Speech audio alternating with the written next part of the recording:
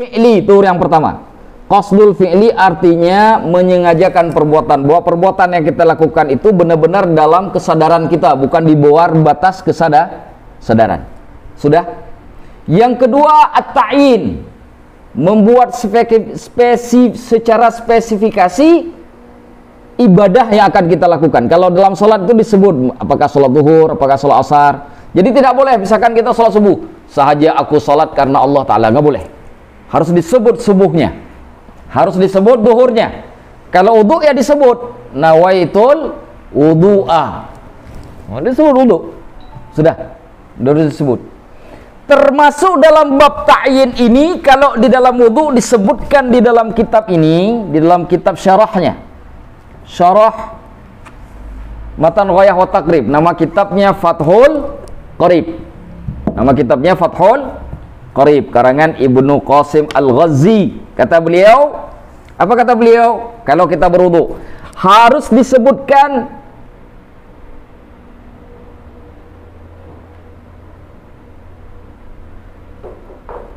anil hadath. Jadi kita harus menyebutkan kita berwudu untuk bersuci dari hadas.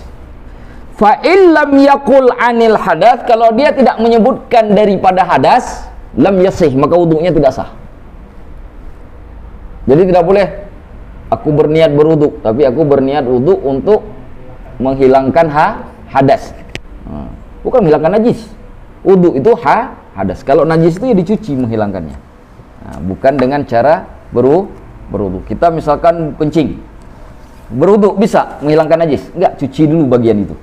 Tempat kencing keluar, setelah itu baru kita berwudu. Jadi dari hadas, bukan dari najis. Sudah bisa. Oh ya, alhamdulillah. Baik, kita lanjutkan. Itu terkait nomor kedua. Yang ketiga, al-fardiyah, harus disebutkan fardunya kalau perbuatan itu wajib. Salat subuh, nggak boleh kita niat salat subuh, nggak. Kita niat salat subuh yang merupakan fardu. Makanya kita katakan usolli fardhu subhi, aku salat fardu salat subuh. Arifin ya? Betul? Oh ya. Jangan udah kerja malah tidur. Belum kerja belum tidur. Ayo. Sudah? Baik. Jadi ada 3. Maka ibadah kalau kita kembalikan ini kepada sholat, anggaplah kita kembalikan kepada sholat pada niat. Maka sholat itu dibagi 3. Pertama, sholat itu dibagi 2. Sholat wajib dan sholat sunnah. Sholat sunnah itu dibagi 2 lagi nanti. Ada sholat sunnah muaqqatah, ada juga sunnah mutlaqah. Sunnah yang terbatas oleh waktu, atau sholat sunnah yang tidak terbatas oleh waktu, mutlak namanya. Nah, hukum niat ini pada sholat ini, yang 3 hal ini itu beda-beda. Kalau sholat fardu, 3-tiganya harus ada ini. Harus ada qasdul fi'linya, harus ada ta'yinnya, harus ada fardiyahnya. Bagaimana kita katakan usolli fardhas subhi? Sebagian para ulama menambahkan maksudun hasan, harus ada maksud yang baik. Makanya disebutkan lillahi ta'ala. Harus ada maksud hasannya itu dimasukkan. Di dalam ta'yin itu ada maksud hasan. Maka disebutkan lillahi ta'ala.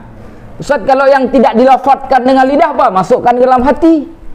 Sahaja aku sholat subuh fardu, harus disebutkan fardu, tetap ditain dalam hati itu fardunya harus ditain dalam mazhab Syafi'i. Kalau tidak ditain, tidak sah niatnya. Kalau sholat sunat bagaimana? Sholat sunat ada 2, ada yang muaqqatah, ada yang mutlaqah. Yang muaqqatah itu yang terbatas waktu, seperti sholat rawatib. Sholat rawatib itu kan nggak boleh dilakukan sembarang waktu. Dia dilakukan sebelum dan sesudah sholat fardu. Waktunya tertentu, ya kan? Tidak bebas sholatnya. Kalau yang muaqqatah, hilangkan yang 1, yang nomor 3, tinggal nomor 1 dan nomor 2. Harus qasdul fi'li dan juga harus ditakyin. Sahaja aku sholat sunnah qabliyah, sholat qabliyah, atau sholat rawatib qabliyah, sudah sah itu. Walaupun tidak disebut sunnahnya lagi, menjadi sunnah, atau kalau sholat wajib kan menjadi wajib atau menjadi fardu, tidak disebutkan, sudah sah itu. Kalau sunnah mutlakah tinggal yang satu saja, 2, 3 nggak apa-apa kalau nggak ada. Mana salah sunnah mutlakah? Salah sunnah mutlak. Yang kita sebut sunnah mutlak itu kalau kita udah nggak tahu lagi sholat apa, udah habis rakaat sholat nggak tahu lagi sholat sunnah mutlak itu. Sholat itu 2 rakaat, nggak ada. Ustaz, saya udah habis sholatnya hari ini, nggak tahu saya mau sholat lagi. Ya, sholat sunat mutlak. Bagaimana niatnya? Sahaja aku sholat sunat mutlak 2 rakaat, udah gitu doang. Apa nama sholatnya? Nggak perlu ditain. Namanya sunnah mutlak, tidak perlu ditain. Paham? Paham di sini. Nah, bagaimana wudu? Kalau wudunya sunnah, kapan wudu sunnah? Kalau kita berwudu tidak untuk sholat, itu wudunya sunnah. Tapi saya saya sarankan tetap kalau untuk berwudu, bagaimanapun kadang-kadang kita lakukan sholat kan, tetap dijadikan acuan untuk wudu. Ya, karena wudu berubah hukum dari sunnah menjadi wajib kalau dia sudah berhubungan dengan sholat. Nanti kalau sudah tidak ditain fardunya, nggak ditain tuh, nggak ada lagi fardunya, nggak disebut fardu. Nah, itu nanti ketabrak dengan Syafi'i itu kalau untuk mau sholat itu.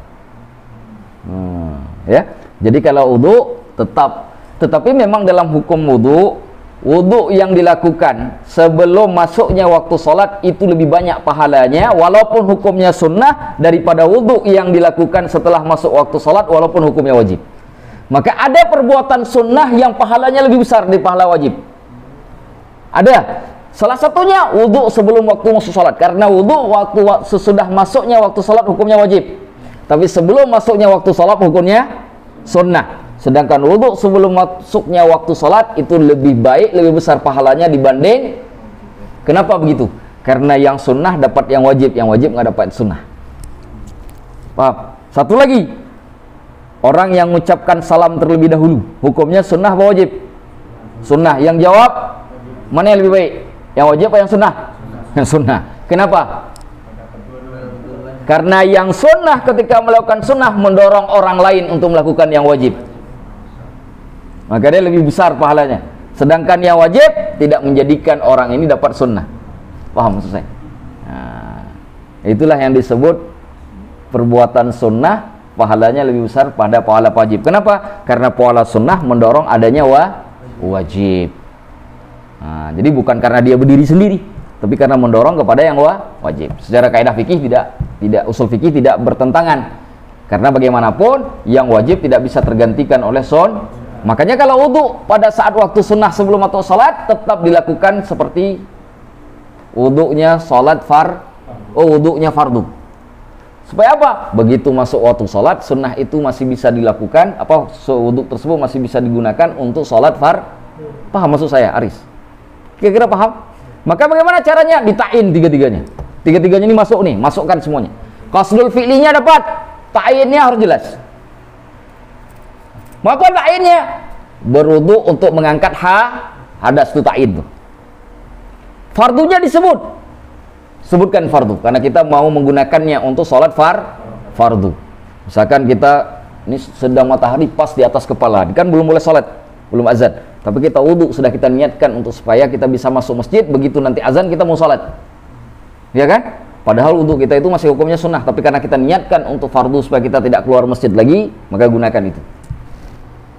Bisa dipahami? Bisa dipahami sampai di sini? Wallahu a'lamu bishawab. Baik, itu terkait dengan niat. Ada pertanyaan tidak terkait dengan niat? Kayaknya banyak nih masalah niat ini. Kalau tadi masalah wudu tadi, kalau seandainya kan kita wudu sebelum masuk waktu, tetap harus disebutkan fardiyahnya ya.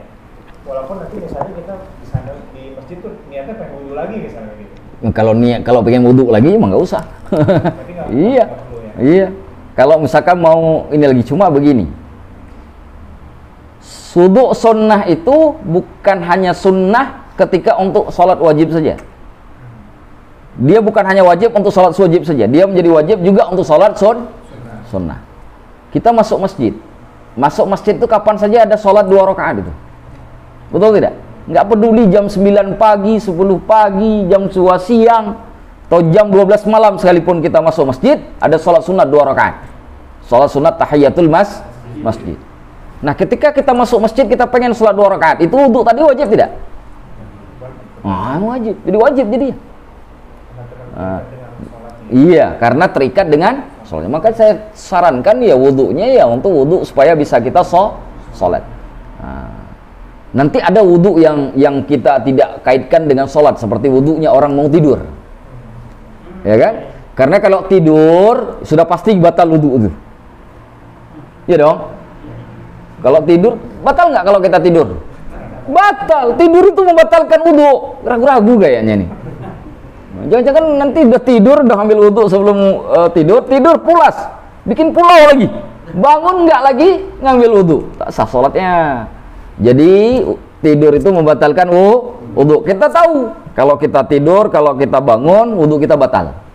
Nah, itu kan wudu sunnah itu namanya.